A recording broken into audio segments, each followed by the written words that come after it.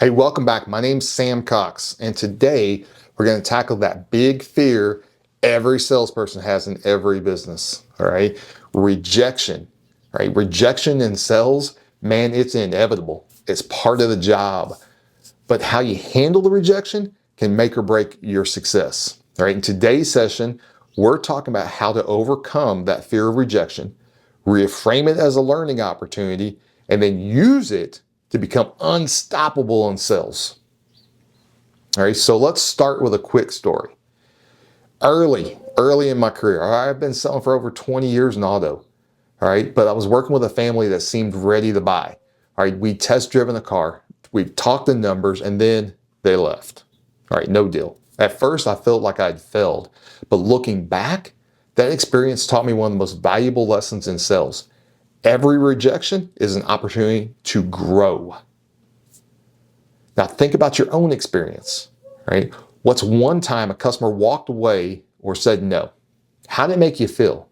All right, and what did you learn from it? All right, today we're going to change the way you look at rejection. All right, it's not something to fear, it's something to use. Why does rejection sting so much, man? Because it's wired. We're wired that way, all right? As humans, we crave connection and validation. So when someone says no, man, it feels personal, even though it's not. Right? In sales, rejection isn't about you, it's about the customer's situation and their timing and their needs. You can say everything right and practice every sales pitch out there that there is. You're still going to get somebody that's going to say no. All right? It's part of the process. So here's the thing, rejection is really just feedback. It tells you what worked, what didn't, and where you can improve. So instead of letting it bring you down, start asking, what can I learn from this? That question alone can change the game. So for example, let's say a customer says, I need to think about it. Instead of walking away defeated, ask yourself, did I uncover their true needs? Did I provide enough value? And was my timing right? Right? The answers to these questions will help you refine your approach for the next deal. Rejection, it's just a teacher, and every no brings you closer to your next yes. All right, so now let's get a little hands-on. One of the best ways to build resilience is by practicing how you're going to respond to rejection in real life scenarios. So we're going to role play a few common situations you might face when you're on the lot. All right, first one, the price objection. All right. That's too expensive. I need to think about it. Listen, I completely understand. Making a big decision, it takes time. Let's talk about what's most important to you in a vehicle and see if we can find a solution that fits your budget. Remember, 70% of people, they don't buy the vehicle that they came in on. All right, the second scenario, the just looking customer. Man, I'm just looking. I don't need any help. That's great. Take your time.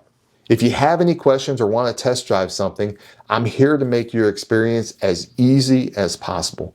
By the way, are you looking for a car, SUV? Maybe I can point you in the right direction. At least it fuels some questions. Scenario 3, the ghosting customer.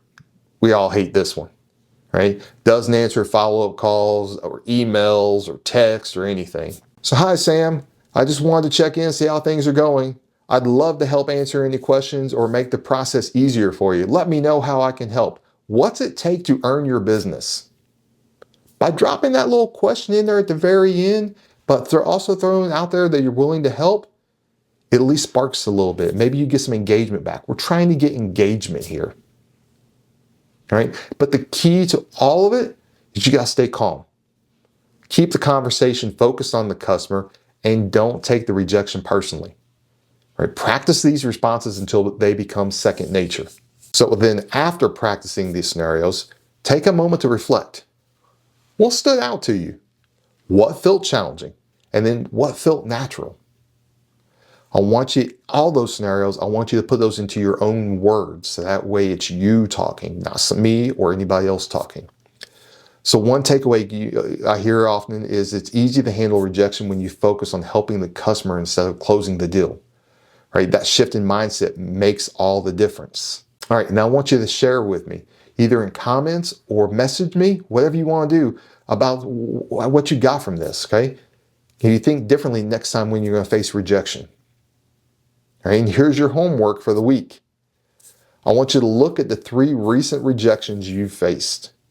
I want you to write them down and then ask yourself these 3 questions.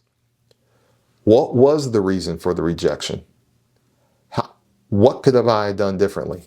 And what lessons can I take into my next sale? All right, each opportunity is just that, an opportunity to get better.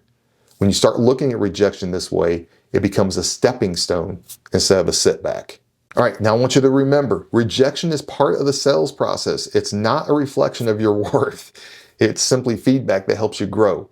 With practice, you'll learn to see rejection as one more step toward the success you all want.